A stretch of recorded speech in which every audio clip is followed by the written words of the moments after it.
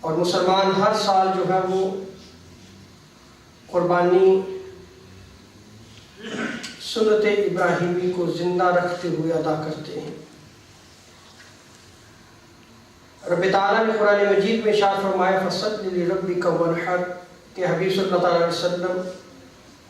آپ اپنے رب کی نماز ادا کیجئے اور قربانی ادا کیجئے۔ تفسیر مظری میں قاضی ثناء اللہ پانی پتی نے حضرت اکرمہ، حضرت عطا اور حضرت قتادہ رحمہ اللہ تعالی سے نقل کیا ہے، وہ فرماتے ہیں کہ اس کا معنی یہ ہے کہ یوم نحر یعنی عید الاضحیٰ کو عید کی نماز پڑھو اور اپنی قربانیاں کرو۔ فَصَلِّ لِرَبِّكَ وَانْحَرْ کا یہ معنی بیان کیا ہے۔ اس پر قاضی ثناء اللہ پانی پتی رحمۃ اللہ تعالیٰ علیہ فرماتے ہیں کہ اس سے نماز عید کا وجوب ثابت ہوتا ہے کہ نماز عید واجب ہے، اور اسی طرح قربانی کرنا بھی واجب ہے۔ امام شافعی، امام احمد بن حنبل کے نزدیک قربانی کرنا سنت مؤکدہ ہے، اور مالکی فقہا کے نزدیک جو ہے وہ 2 پوائنٹ آف ویو ہیں، ان کے 2 نقطہ نگاہ ہیں۔ ایک قول ہے کہ متاخرین جو ہے وہ کہتے ہیں کہ قربانی کا ادا کرنا جو ہے وہ واجب ہے، اور متاخرین کہتے ہیں کہ قربانی جو ہے وہ سنت مؤکدہ ہے۔ جبکہ امام ابو حنیفہ